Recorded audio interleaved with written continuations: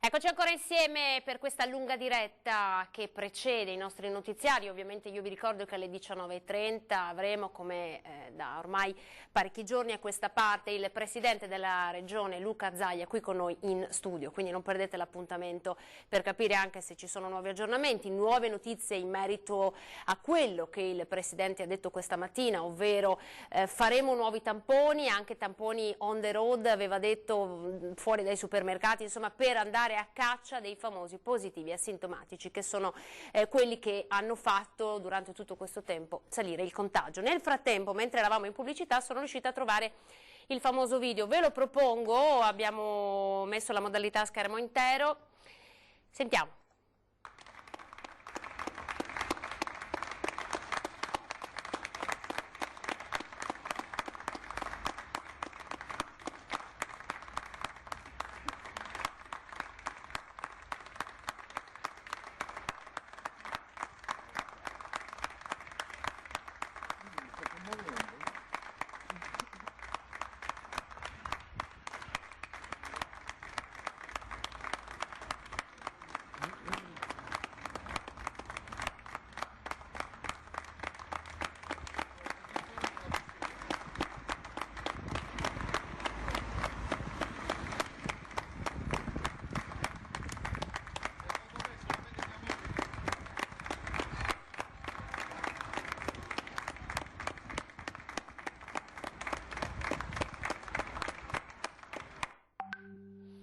Vedete, nell'era della tecnologia digitale riusciamo ancora ad essere così vicini, questo è l'applauso che è arrivato direttamente al cuore delle strutture sanitarie, era per i medici e gli infermieri che stanno dando davvero tutto in questi giorni, con turni straordinari, condizioni di lavoro davvero difficili, sapete che mancano i dispositivi medici come le mascherine, manca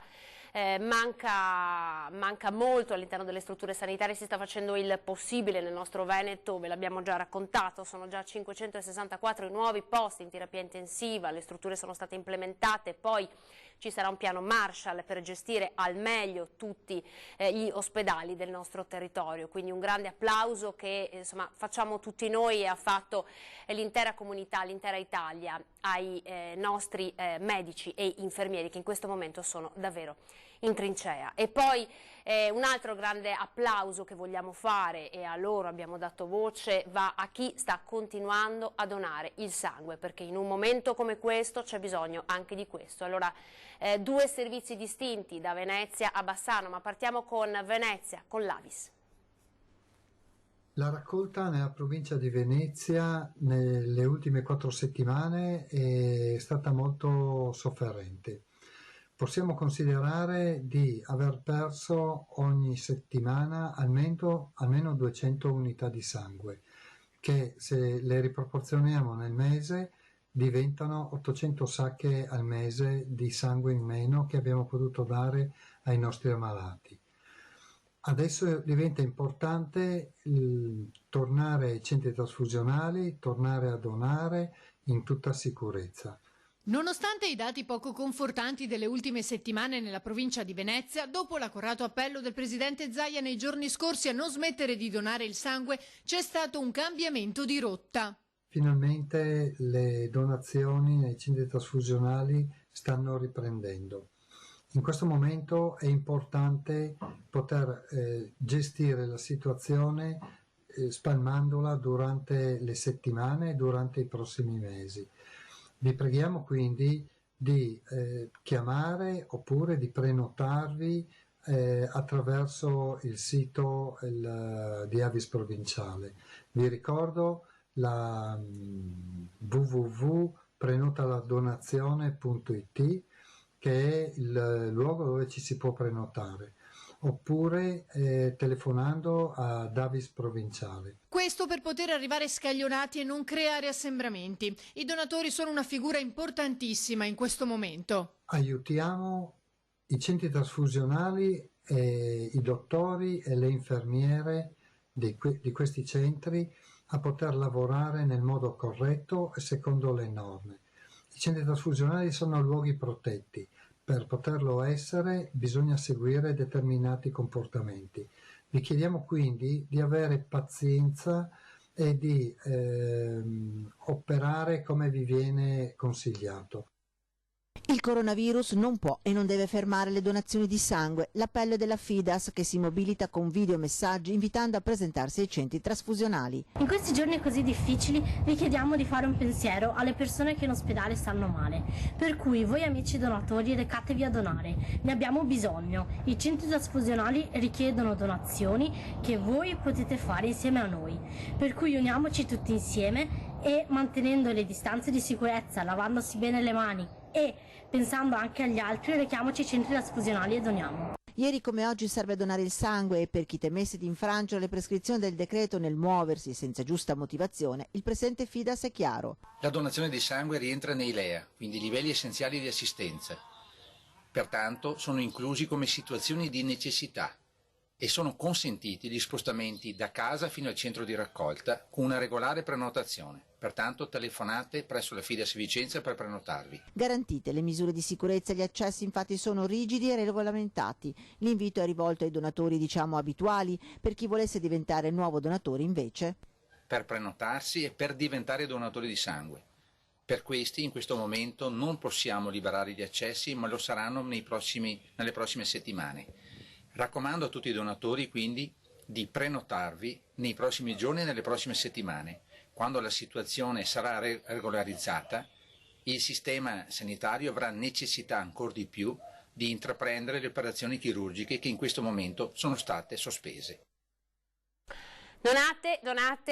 Donate, così come stanno facendo in molti. Questa emergenza ha di fatto avviato una gara di solidarietà, sono stati tanti piccoli gesti, dalla pizzeria che ha portato le pizze in ospedale, alle gelaterie, a chi ha offerto un'ambulanza proprio per i sanitari, e poi ovviamente c'è la solidarietà, quella della moneta sonante che tante persone stanno utilizzando attraverso l'IBAN che è stato messo a disposizione dalla Regione del Veneto. Appena ce l'avremo a disposizione dalla regia ve lo farò vedere, per poter donare e aiutare ovviamente i nostri ospedali. Adesso andiamo a Conegliano, abbiamo raccolto l'intervista al sindaco di Conegliano Fabio Chies.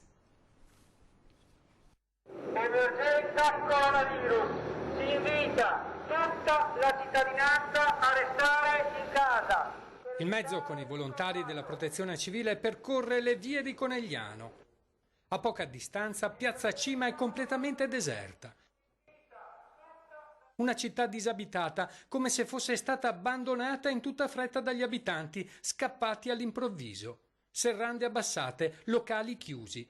Saltato del tutto il rito del caffè e della brioche al bar, poche automobili in giro. Le rare persone si aggirano con i carrelli della spesa o rimangono in coda al supermercato. Dopo il primo decesso per coronavirus all'ospedale di Conegliano, i cittadini devono adottare comportamenti protetti che aiutino a limitare la diffusione di questo virus.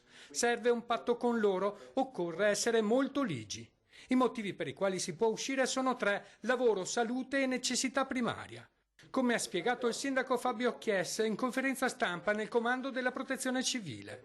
Nonostante tutto continua l'irresponsabilità da parte di alcune persone, per cui in accordo con tutte le forze dell'ordine abbiamo deciso di attuare tolleranza zero. La stragrande maggioranza ormai ha capito che bisogna stare a casa, ma bisogna spiegare ancora a quelle poche persone che pensano di fare i fenomeni che bisogna assolutamente che non si muovano. Non si devono muovere non solo per la loro incolumità, ma soprattutto per fare in modo che il virus non si propaghi. Cominceremo da oggi a girare anche con i megafoni per la città, perché se è vero che il contagio in questo momento sembra sotto controllo, è vero che da un momento all'altro può esserci un'esplosione dello stesso, per cui la raccomandazione principale è sempre una, la ripeto ancora una volta: bisogna rimanere a casa.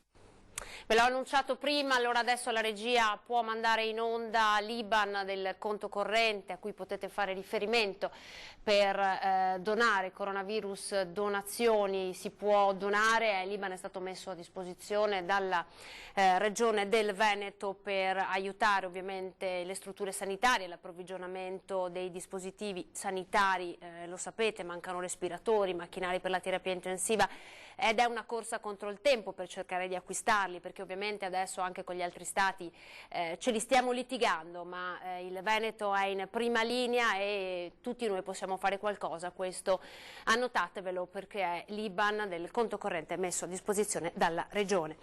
E a proposito di altri stati, la pagina è quella del Corriere della Sera. La Spagna chiude tutto, spostamenti vietati, e poi la via francese, l'epidemia va rallentata, non interrotta, altrimenti può ricominciare, perché adesso sono anche gli altri stati dell'Unione Europea che hanno deciso di correre ai ripari, come peraltro anche Trump questa mattina l'aveva annunciato. Per lui è arrivata l'emergenza e così ha potuto beneficiare dei 50 miliardi per poter potenziare le sue strutture sanitarie e fare anche lui i primi acquisti di dispositivi medici. Dunque, come così dietro l'Italia stanno arrivando un po' tutti, più timida la risposta invece del Regno Unito, ma ecco, come avete potuto vedere, anche la Spagna chiude tutto, gli spostamenti sono vietati. E poi c'è l'altra notizia, ovvero quella che il governo ha sospeso da oggi i treni notturni. Dunque non si circola, i primi rientri dal nord dopo la grande fuga, ma i treni, come avevamo detto, di notte adesso sono sospesi. Vi avevamo invece già annunciato che ieri il Presidente Zaia ha firmato un'ordinanza per limitare considerevolmente il trasporto su gomma e su rotaia in Veneto, e ovviamente poi le varie società di trasporto ci sono adeguate. Un altro primo cittadino, adesso andiamo a Vicenza per sentire il sindaco Francesco Rucco.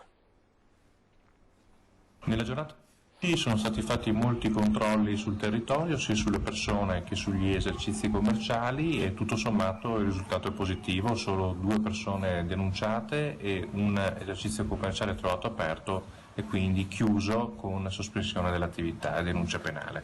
Da questo punto di vista ringrazio i cittadini che stanno onorando l'impegno rispetto alle prescrizioni del DPCM del governo in materia di salute pubblica, e in questa direzione bisogna andare, perché è necessario anche nel weekend di rimanere a casa il più possibile, quindi evitando, se non strettamente necessarie, delle piccole passeggiate, giusto per respirare un po' e prendersi un momento di tranquillità e di svago molto ristretto.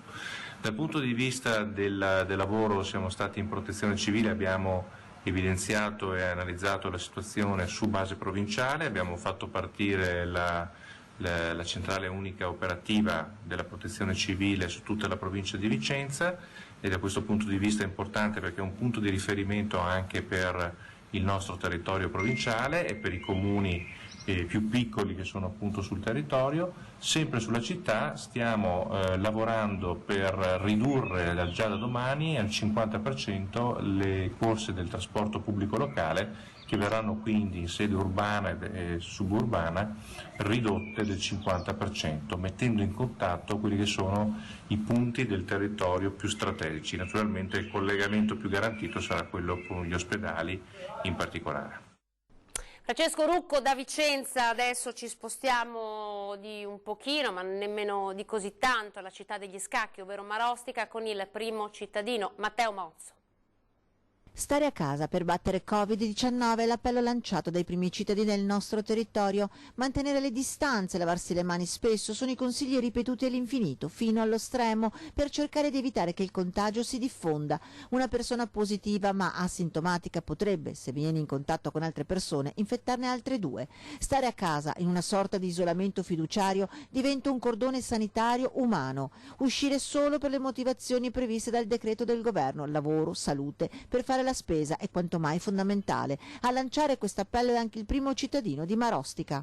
In un momento così difficile per la nostra comunità e il nostro paese, come amministrazione abbiamo voluto dare un piccolo segno comunque di unità, mantenendo le distanze. Uniti ce la faremo, noi stiamo lavorando per voi, ma voi dovete rimanere a casa.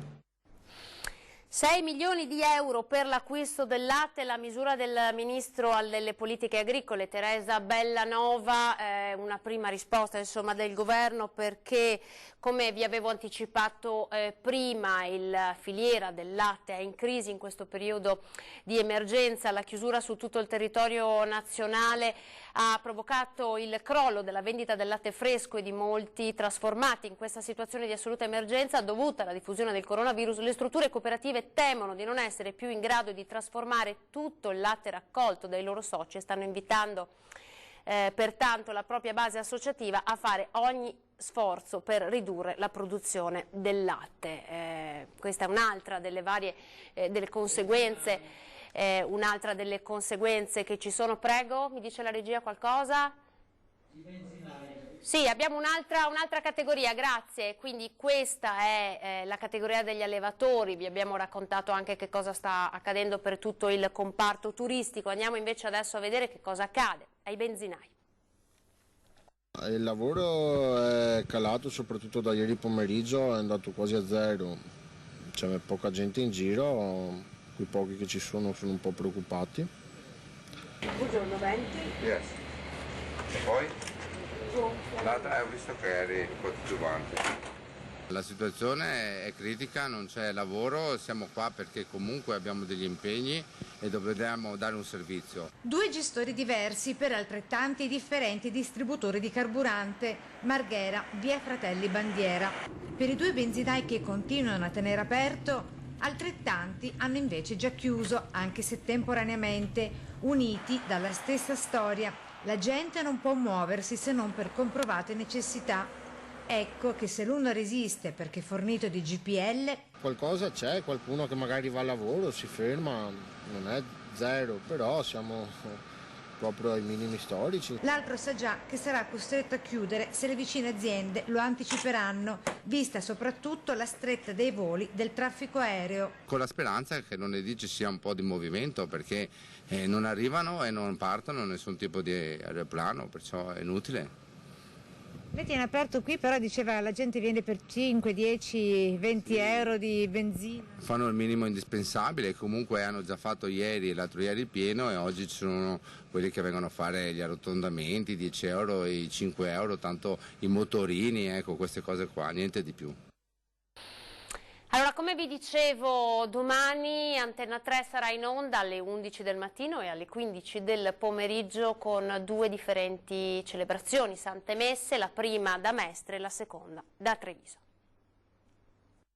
Celebrerò la messa alla Madonna Grande, è il luogo dove ci affidiamo in maniera particolare a Maria, dove sempre i trevigiani si sono affidati in tempi difficili della loro storia alla protezione e all'aiuto e all'intercessione di Maria. Sarà un momento in cui io sarò magari da solo in chiesa, ma sarò assieme a tutta la diocesi per pregare insieme al Signore e per dire che siamo uniti in Lui e con Lui ce la faremo. Sarà una Quaresima difficile, ma per questo ancora più autentica. Se la fede è prima di tutto condivisione e comunità, ai cristiani oggi viene chiesto uno sforzo ancora più grande ed una capacità di adattamento nuova. Così, per chi avrà bisogno di seguire la Santa Messa della domenica, Antenna 3 domani offrirà una doppia celebrazione. Al mattino alle ore 11 dalla Basilica di San Lorenzo, il Duomo di Mestre, con il patriarca Francesco Moraglia. E poi al pomeriggio dalla Chiesa di Madonna Granda di Treviso con la messa officiata da Monsignor Michele Tommasi. La chiesa che per tutti i trevigiani è diventata simbolo della devozione a Maria, particolarmente invocata nei momenti più difficili, in guerra e carestia. E così, 40 giorni che precedono la Santa Pasqua, il sacrificio più grande, quello di rinunciare alla nostra libertà, se lo vorrete, sarà vissuto assieme. Come insegna Monsignor Tommasi, prepararsi insieme a dare qualcosa di sé per celebrare la vita, la risurrezione, la speranza. È la gioia profonda di annunciare e vivere il Vangelo in questo nostro mondo. Allora, appuntamento alle 11 domani mattina e poi alle 15 con due differenti celebrazioni. Io continuo a ricordarvi che invece questa sera su Antenna 3 ci sarà in diretta alle 19:30 il presidente Luca Zaia. Adesso invece con le immagini andiamo a Belluno, andiamo a vedere nuovi controlli. Sapete che lì a Belluno c'è il tema delle seconde case, tanti che appunto hanno la casa di villeggiatura vorrebbero scappare dal virus pensando di rintanarsi in montagna e così il gruppo Interforze ha intensificato i controlli in strada. Chi dovesse essere sottoposto a un tampone sarà contattato scattato dalla USL non devono aprire a chiunque si presenti alla porta. Non aprite a chiunque si presenti alla porta. L'appello del questore di Belluno, Lilia Fredella, che richiama l'attenzione sulla possibilità che i malfattori approfittino di questo momento di debolezza e di fragilità per mettere in atto raggiri legati all'emergenza coronavirus. Ma i reati corrono anche sul web. La polizia postale ha scoperto una truffa informatica arrivata via email da una sedicente esperta dell'Organizzazione Mondiale della Sanità. Il fatto di utilizzare il computer è naturale e loro sono stati così attenti che hanno visto che esisteva una formulazione per la quale le persone aprivano un link e da quel link ovviamente si attivavano un virus nei loro computer che gli rubava tutti i dati. Dall'inizio dell'emergenza la Questura di Belluno ha rinforzato il personale dell'Ufficio Relazioni con il Pubblico per garantire una risposta ai numerosi quesiti posti dai cittadini. Sicuramente è un momento piuttosto difficile per tutti i cittadini perché forse qualcuno non ha gli strumenti per comprendere esattamente quello che gli si chiede, anche se il messaggio di fondo è molto chiaro, cioè rimaniamo a casa, questo è il messaggio di fondo. Poi chi ha bisogno di supporto, di sostegno, di chiarimenti, noi abbiamo cercato di essere vicini e i nostri centralini sono stati piuttosto bollenti. Massimo l'impegno di tutte le specialità della polizia per verificare il rispetto delle disposizioni emanate dal governo. Dallo scorso 8 marzo sono state controllate 1078 persone, 17 le denunce per violazione dei decreti dell'8 e 9 marzo, 2 le denunce per false attestazioni. I controlli hanno riguardato più di 2700 esercizi commerciali e le violazioni accertate a carico dei titolari sono state complessivamente 6. Nella maggioranza, direi nella quasi totalità delle persone che abbiamo incontrato in movimento erano assolutamente legittimate a fare gli spostamenti che dovevano fare. Poi certo qualcuno forse non ha inteso correttamente, per cui se era possibile essergli di conforto e d'aiuto per comprendere meglio la strada, come ha detto il capo della polizia, a rigore ma con umanità, li abbiamo fatti. In alcuni casi abbiamo dovuto procedere a delle denunce. Adesso vi faccio vedere, prego la regia di puntare la telecamera qui sul mio computer, le immagini della sanificazione del Pedrocchi, il famoso caffè senza porte. Eccole qua. Gli operatori, come stiamo vedendo,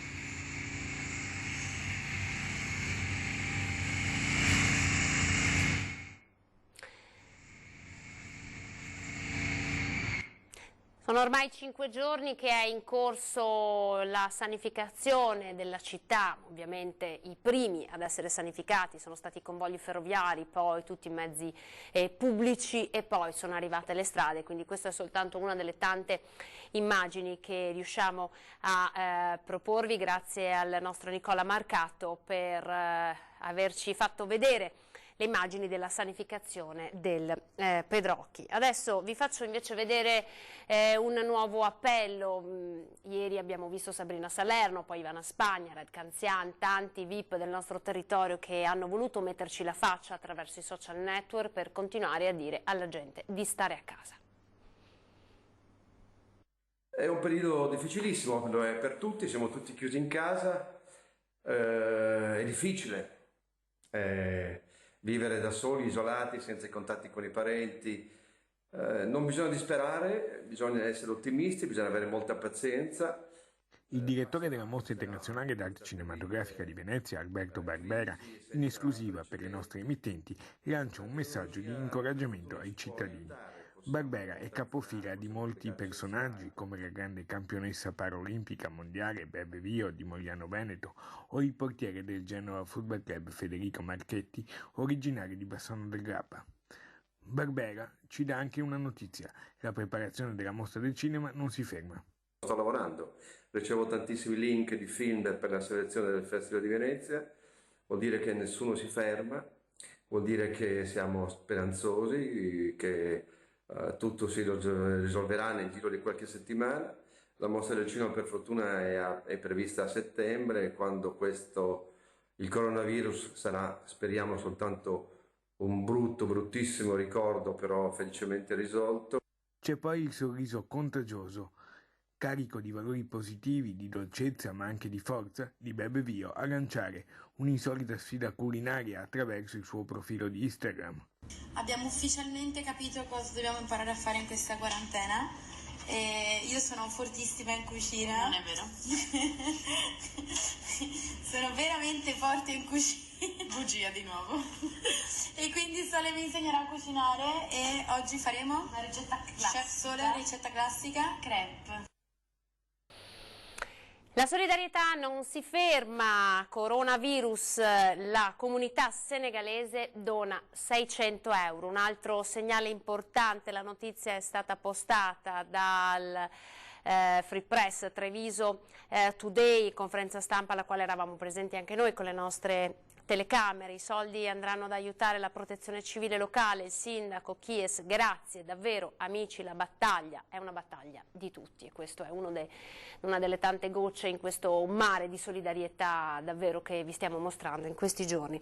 Adesso prima di salutarci vi farei far ascoltare un altro estratto del virologo Giorgio Palù, in onda ieri sera a partire dalle ore 20, intervistato da Ferdinando Avarino, che dice delle cose importanti. Ascoltate. Possiamo intuire, e ce lo dicono già in parte alcuni dati sperimentali, altri che riguardano diciamo, l'intervallo tra l'infezione e la manifestazione di sintomi, cioè quella specie, il periodo del contagio asintomatico, che è di circa 4-5 giorni, e poi il cosiddetto intervallo seriale, che è la capacità a una persona infetta di contagiare quello che gli è prossimo, e anche questo intorno a 5 giorni. Questo ci fa già pensare che il virus si diffonde dagli asintomatici, come hanno dimostrato degli studi condotti in Cina e in Giappone, misurando la concentrazione di virus in soggetti che avevano i sintomi che non li avevano, e trovandolo altrettanto alto anche negli asintomatici. La domanda che lei mi fa invece riguarda, ma ci sarà un virus di ritorno e se io ho protetto la popolazione per un po', facciamo il caso di Vo, no? Vo l'abbiamo chiusa, si è dimostrato che è funzionato, se riapriamo cosa può succedere? È un piccolo centro, ma allora la possibilità c'è di una reinfezione, soprattutto in soggetti che non hanno incontrato il virus, ma questo lo sapremo quando avremo i test anticorpali. I cinesi lo stanno già facendo perché hanno già tutti i reattivi pronti. Cosa vuol dire cercare gli anticorpi? Vuol dire vedere quante persone realmente sono venute in contatto con il virus, perché non posso tamponare tutti i cinesi o tutti gli italiani, o adesso abbiamo capito inutile cercare il caso zero, la sorgente, no? Perché ormai il virus è tra noi ed è disperso, cioè è partito per contiguità da dei nuclei, ma adesso è spread out, cioè è diffuso nel paese, poco nel sud. Ecco, cosa succederà magari quando ci tornerà indietro? Questo lo sapremo quando vedremo quale sarà l'immunità nei confronti di questo virus, e per studiarla bisogna studiare gli anticorpi, quelli dei cinesi per primi, chi li ha prodotti? Per vedere, uno, se hanno riconosciuto il virus e se quella risposta immunitaria è in grado di neutralizzare l'infezione del virus. Quindi sapremo se per questo virus si svilupperà un'immunità importante. Sappiamo che anche i virus del raffreddore che abbiamo, ne abbiamo 4, alcuni sono stati scoperti nel 1960, tanto quando un collega si occupava di coronavirus mi ricordo che gli si diceva ma cosa ti occupi del raffreddore, non saranno mai un problema. In realtà ci hanno insegnato tantissime cose questi coronavirus del raffreddore, scoperti negli anni 60. Guarda caso, anch'essi sono originati uno dal pipistrello e uno dai roditori. Hanno fatto il salto di specie qualche migliaio di anni fa e adesso convivono con noi ed hanno un impatto stagionale. Nel 2005-2006 sia in Olanda che a Hong Kong ne hanno trovati altri 2. Interessante, quello olandese si chiama NL da Nederland 63, che è lo stesso recettore del SARS-CoV-2, cioè di questo nuovo coronavirus, e anch'essi derivati dal pipistrello e dai roditori. Contatto col pipistrello? No, diciamo, allora, secrezioni, il pipistrello è un mammifero. Escrementi? O... Il pipistrello è un mammifero. E se l'ho mangiato? E se l'ho mangiato posso prendere il virus? Sono contatti stretti in questi mercati, ma normalmente non è un passaggio diretto, è un passaggio indiretto, come ci ha dimostrato la SARS e la MERS. La SARS è avvenuto nello zibetto, che è un piccolo animale, si chiama palm civet in inglese, che hanno loro i cinesi e lo tengono sia per motivi alimentari che anche per allevamento, mentre il MERS è stato il dromedario in Arabia Saudita, il primo caso, poi a Londra. I dromedari sono anche un segno di nobiltà e di ricchezza. quindi è uno stato sociale per gli arabi e quindi non se ne sono disfatti del tutto, tanto è vero che l'ha ammersa ancora episodicamente nel 2017 e 2018 è comparsa. Di questo virus invece l'unica cosa che sappiamo è che ha un 95% di omologia del suo genoma con un virus del pipistrello. Il pipistrello ne ha tanti di coronavirus. Questo si chiama anche un nome, questo virus nel pipistrello, si chiama RAT G13, ma come questo virus sia passato dal pipistrello è difficile fare un salto. Ecco, quindi bisogna andare nelle caverne dove ci sono i pipistrelli, prendere gli escrementi, quindi avere un contatto stretto. Poi si è trovato nel pangolino, ma si è trovato anche nel cane, quindi non è detto che sia il pangolino, non sappiamo ancora qual è con precisione l'ospite intermedio. Però aspetti, professore, perché si dice cane e poi scatta la paranoia, perché noi abbiamo detto che gli animali... C'è stato un caso riportato in Giappone, quindi... Sì, ma gli animali non ne possono soffrire? Ma non abbiamo nessuna evidenza, ma è chiaro che se andiamo a cercarli, quando sono andati a cercarlo nel mercato di Wuhan, da 500 campioni che ha fatto ambientali, solo 30 erano positivi. Quindi se per caso lo troviamo nel pangolino, non possiamo dirlo con certezza, perché questo è un caso.